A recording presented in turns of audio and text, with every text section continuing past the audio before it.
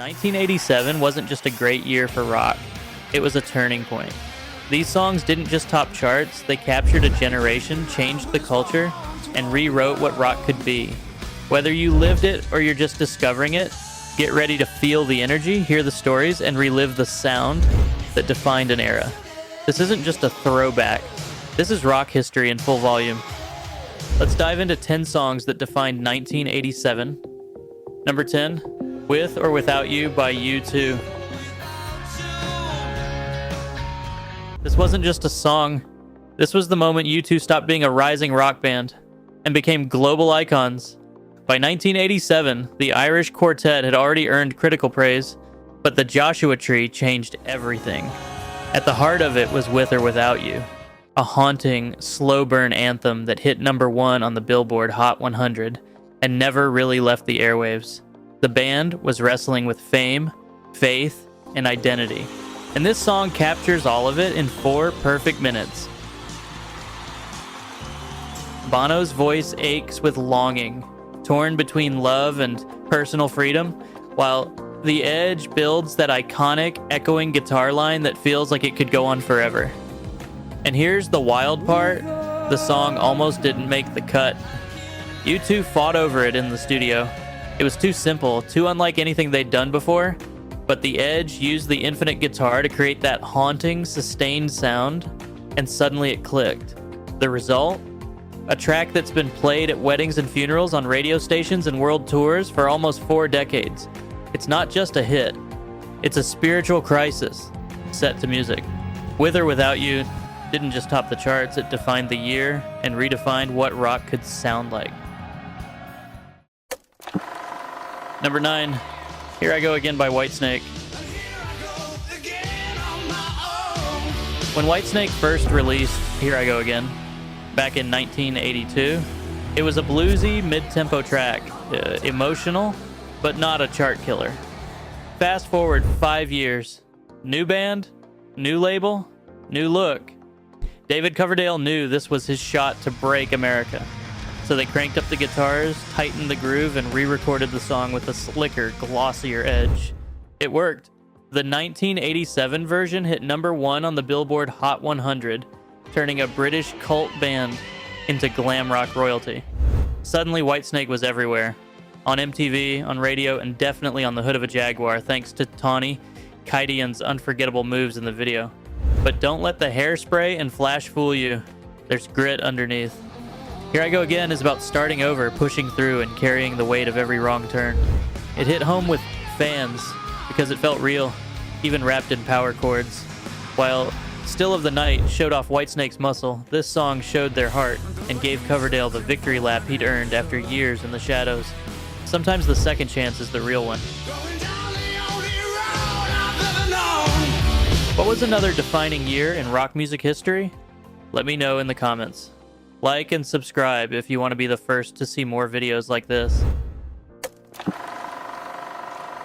Number 8, Alone by Heart.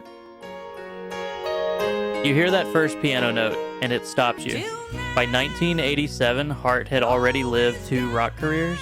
The 70s version, raw, mystical, Zeppelin-esque, but the 80s version, bombastic, cinematic, and bold. And Alone was their crown jewel, a power ballad so massive it shot straight to number 1 and refused to leave the airwaves. But here's what makes it hit so hard: vulnerability. When producer Ron Nevison first played the demo for the band, Ann Wilson hated it. She thought it was too cheesy. But once she stepped up to the mic, everything changed, and Alone became the biggest hit of Heart's entire career. Ann Wilson doesn't just sing Alone, she pleads it. Her voice starts soft, almost guarded, then rises into a full-force hurricane. It's heartbreak wrapped in thunder, and with Nancy Wilson's quiet strength behind her, the song becomes something bigger than just another power ballad. It becomes personal. This wasn't a song written by the band. It was a cover, originally recorded by obscure duo I-10 in 1983. But Heart made it theirs, turning an overlooked track into one of the most iconic slow burn anthems of the decade.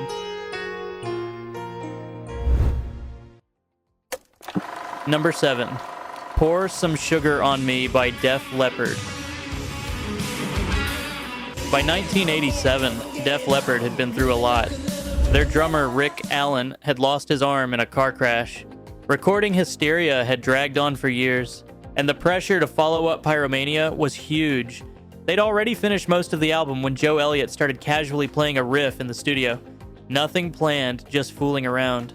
Producer Mutt Lange immediately stopped him and said, "That's a hit!" So they dropped everything and built a new song around it. What came out was rougher, sexier, and way more fun than anything else on the album. Pour Some Sugar on Me wasn't released as the first single, but once it hit MTV, it blew up. It was the kind of track you couldn't escape. It was on the radio, in clubs, at parties, everywhere. And you know what? Joe Elliott once joked that the song should have come with strip club royalties because it was played so often in places like that across the US. In the end, it became their most iconic song and helped Hysteria sell over 20 million copies worldwide.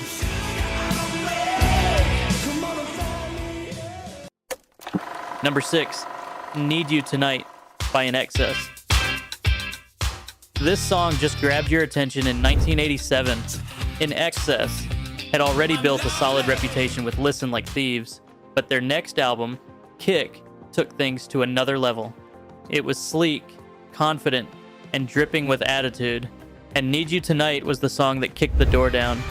That stuttering guitar riff, instantly recognizable. Michael Hutchence' vocals, smooth, seductive, completely in control. The whole track felt fresh.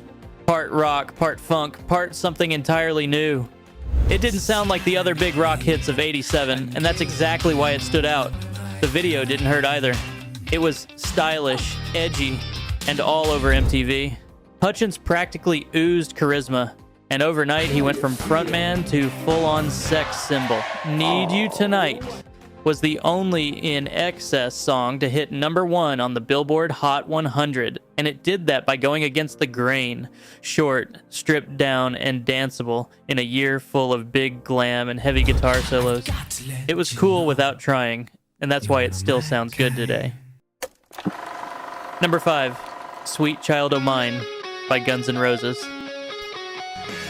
Not every Guns N' Roses song came out snarling. Some of them, like this one, caught you off guard. Sweet Child O' Mine started out as a joke. Slash was fooling around with a warm-up riff, something he thought sounded like circus music. But Axl heard it, and they immediately started writing lyrics. Within a few hours, they had a full song. What began as a throwaway turned into a masterpiece. It's raw, emotional, and weirdly beautiful. A love letter wrapped in power chords. Axl's lyrics were inspired by his then-girlfriend Erin Everly, and his vocals go from soft to explosive without missing a beat. Slash's solo? Instantly iconic. That riff has been played in more bedrooms, garages, and arenas than anyone can count. Funny thing is that Sweet Child O' Mine was never meant to be a single. The label pushed for it at the last minute, and it became the band's first and only #1 hit on the Billboard Hot 100. For a band known for their wild edge, this song showed their heart and proved they could write something massive without losing their grit. Number 4, Big Love by Fleetwood Mac. In 1987, Big Love kicked off Fleetwood Mac's Tango in the Night era with a sharp left turn. It was sleek, modern, and way more rhythmic than anything fans expected. By the time the album Tango in the Night was finished, Fleetwood Mac was hanging by a thread. The band was fractured. Stevie Nicks was mostly absent, Christine McVie kept her distance, and Lindsey Buckingham was left to hold everything together. Frustrated and creatively isolated, he took control of the album's production and poured his energy into what would become its lead single, Big Love. This wasn't a group effort.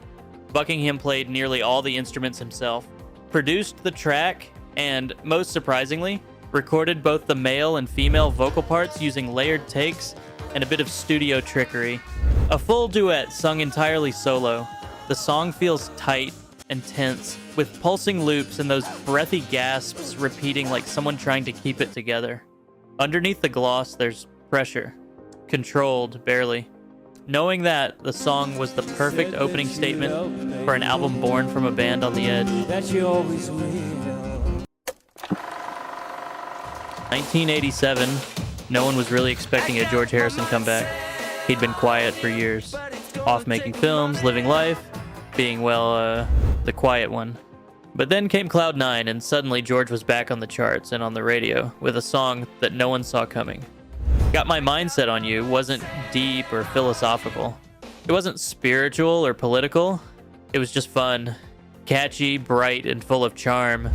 And here's the twist. It wasn't even new. The song was originally recorded in 1962 by James Ray, but in George's hands, it became something else entirely. A toe-tapping, radio-ready slice of late 80s pop rock that reached #1 on the US charts and #2 in the UK. It's got Jeff Lynne's glossy production all over it, but it's still pure George. Laid back, melodic, and a little cheeky. This wasn't just a hit.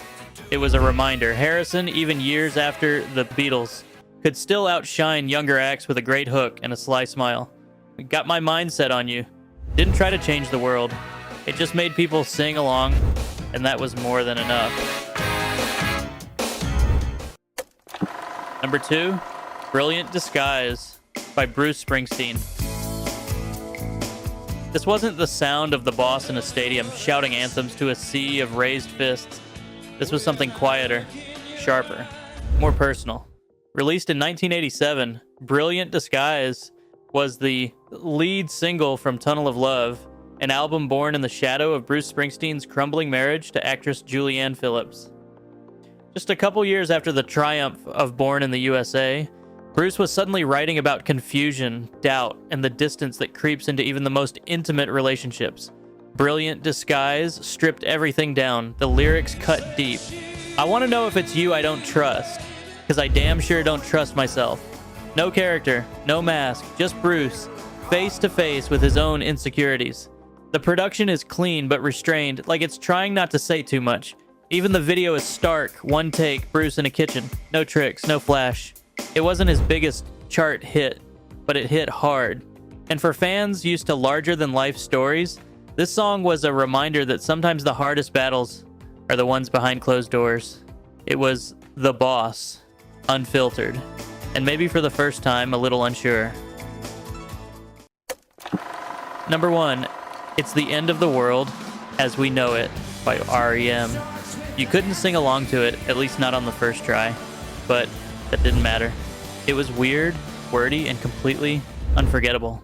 By 1987, R.E.M. had built a loyal following with their jangly underground college rock sound. But with Document, things started to shift. It's the End of the World as We Know It and I Feel Fine wasn't written for radio, but it became one of their most iconic tracks anyway. It's a frantic stream of consciousness powered by jangling guitars, relentless drums, and Michael Stipe rapid-firing references like a doomsday auctioneer. Lyndon Johnson, Leonard Bernstein, birthday parties, cheesecake. It's all in there. And somehow it works. The song became a cult classic. Not a chart topper, but a track every alt-rock fan could recognize by the first 2 seconds. It was fast, funny, and oddly comforting in its chaos. R.E.M. would soon leave their indie roots behind and sign with a major label. But this song captured them right on the edge. Still strange, still subversive, and not trying to make sense of the world, just running straight through it. And somehow, yes, they felt fine. Thanks for watching this video. If you enjoyed the trip down memory lane, hit like, subscribe, and tell us which song still hits hardest for you.